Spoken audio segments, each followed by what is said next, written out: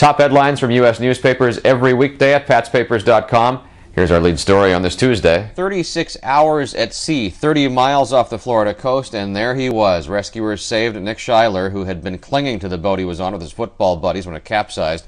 The three others, two of them NFL players, are still missing. So how did it happen? Here's one excerpt from the article in the St. Petersburg Times. It said, with the boat upside down, they somehow managed to make it back to the boat, but the 21-foot fishing craft was upside down. And though the men were in their 20s and strong, they couldn't right the boat. They are following the story closely in California, where Marquise Cooper played for the Oakland Raiders. Just back in December, he joked that football was his way of paying for all of his fishing gear. Another lost and found story in the Houston Chronicle. 13-year-old Cody Moore taking part in a Boy Scouts and Junior ROTC orienteering competition on Sunday.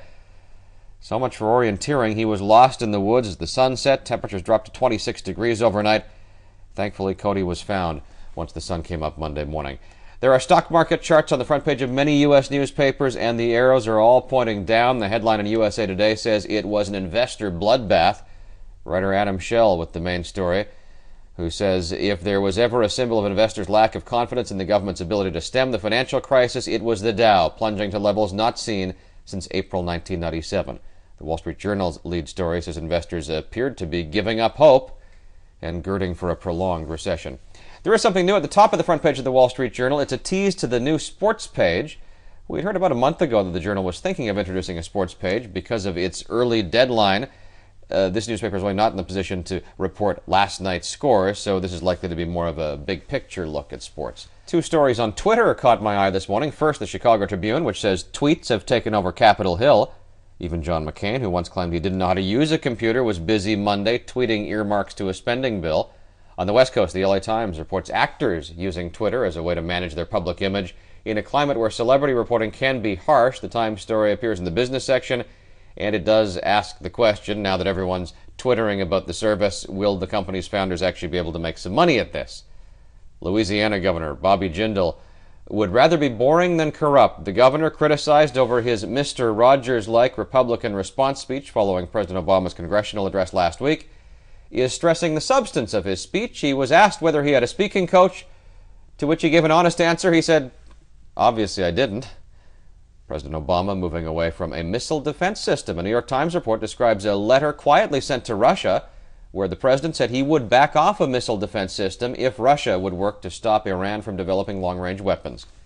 There is a shortage of dentists in Maine, so the answer is the doctor. The New York Times says doctors are being trained to pull teeth and deal with other basic dental problems. It's time for this bird to migrate. The Omaha World Herald profiles Nebraska bird lady Ruth Green. She's taught thousands of people about birds. She's tagged 100,000 of them, but now she's leaving her longtime home to be closer to family in Virginia. The Antarctic is warming up, and quickly. The Kansas City Star with a story this morning about average winter temperatures in Antarctica rising 11 degrees since 1950. That is about 5 times the pace of the overall global warm-up. The Chicago Tribune, among the papers picking up another environment story from Kalmar, Sweden. A city of 60,000, it's now getting 90% of its energy from green technology. A government official says, "We're not eco-freaks, we're just making it easy for people to change." The headline on the front page of the New York Post is Oink. Accused $50 billion scammer Bernie Madoff is labeled a pig for his contention that $69 million of his wealth is either his or his wife's and should not be available to pay back people who lost money. In the New York Times, a study on effectiveness of flu vaccines, which finds the shot is much more effective than that vaccine you get sprayed up your nose. A 54% improvement with the shot versus a 21% improvement with the nasal spray.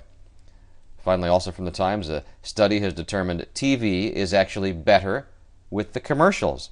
Researchers showed the same shows to groups of people. Some saw commercials, some saw only the program.